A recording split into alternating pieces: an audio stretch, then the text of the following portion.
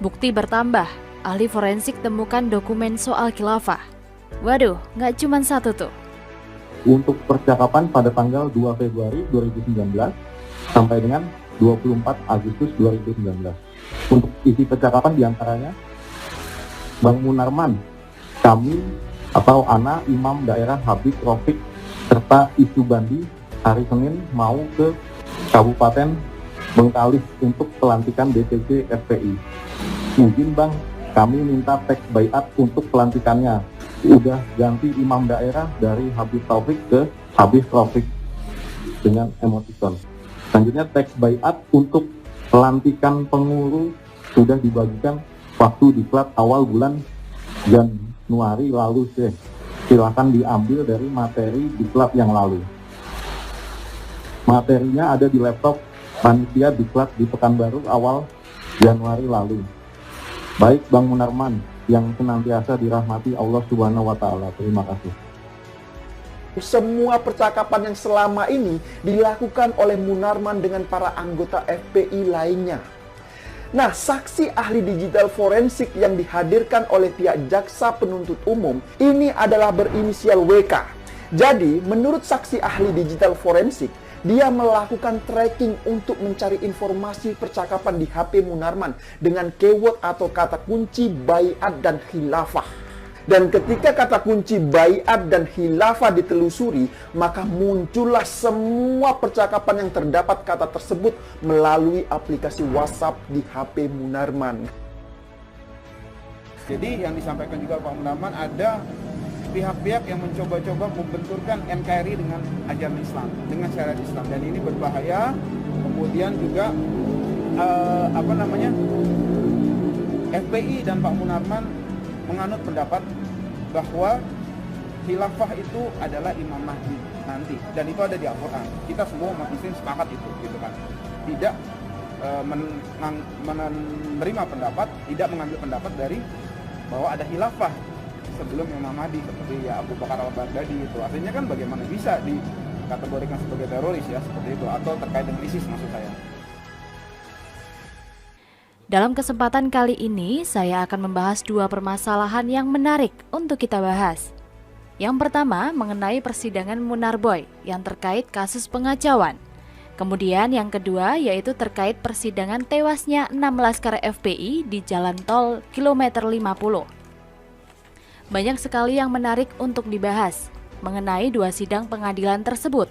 Dan meski sidangnya ini di tempat yang terpisah, di tempat yang berbeda, namun sebenarnya keduanya ini saling terkait dan berhubungan sangat-sangat erat. Yang pertama adalah sidang kasus terorisme Munarboy atau Mumun yang dilaksanakan di Pengadilan Negeri Jakarta Timur. Munarboy kali ini kelihatan benar-benar tidak bisa berkelit lagi.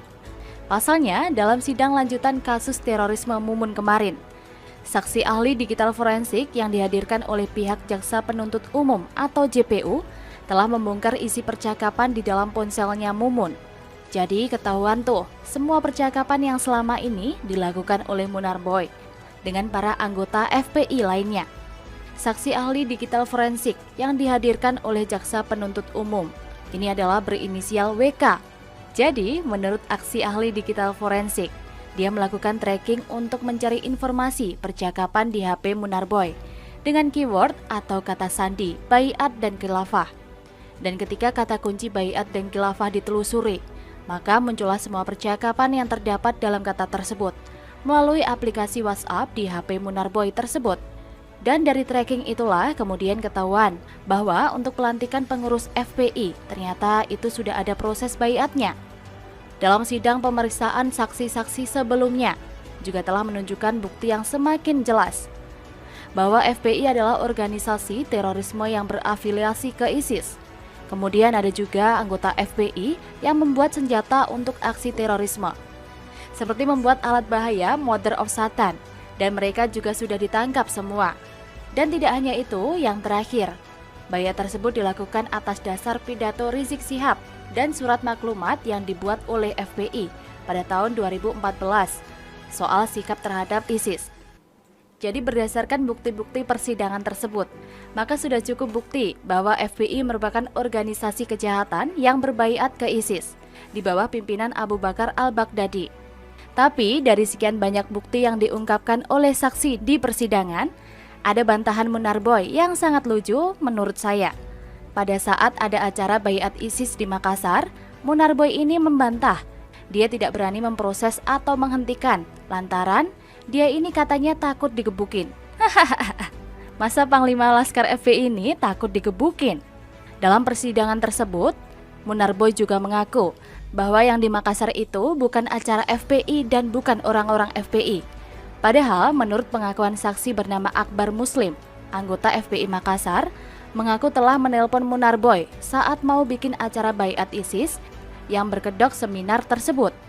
Selanjutnya, yang kedua, saya akan membahas dan mengenai kematian 6 laskar di jalan tol kilometer 50 yang diadakan di Pengadilan Negeri Jakarta Selatan. Jadi, ini merupakan sidang terhadap 2 terdakwa anggota polisi, yaitu Ibda M. Yusmin dan Bribtu Fikri Ramadan. Diketahui bahwa sebelumnya, bahwa Komnas HAM telah menyatakan bahwa penembakan yang dilakukan oleh polisi tersebut adalah termasuk kategori unlawful killing.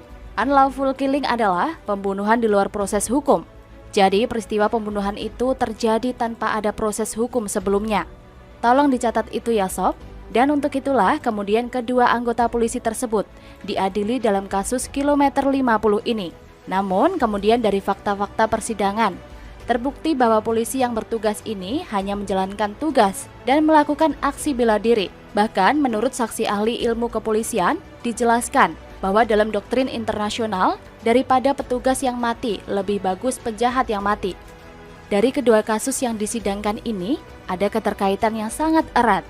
Dari sidang kasus terorisme Munarman, sudah jelas bahwa FPI adalah organisasi yang berafiliasi dengan teroris ISIS.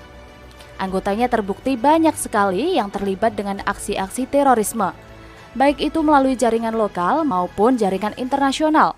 Mereka ini punya keyakinan sangat kuat atau doktrin bahwa mati dalam perjuangan, dalam tanda kutip, adalah mati syahid dan pasti akan masuk surga. Itulah mengapa kematian 6 laskar tersebut dianggap sebagai syuhada atau orang-orang yang meninggal berjuang di jalan Allah. Padahal mereka ini kan sedang berjuang melawan petugas dan meninggalnya bukan di jalan Allah, tetapi di jalan tol. Benar kan? Coba bayangkan saja, mereka ini bisa punya niat melawan petugas, adalah bisa mati syahid. Padahal yang dilawan itu juga muslim loh. Tapi mungkin bagi mereka tindakan itu adalah tindakan yang heroik. Tapi bagi kita yang masih waras, tindakan itu adalah sebuah tindakan kejahatan. Benarkah? Jadi melalui kedua kasus yang dipersidangkan ini, baik kasus Munarboy maupun kasus kilometer 50 menjadi sangat-sangat penting bagi para pemegang palu di pengadilan. Bagaimana menurut Anda?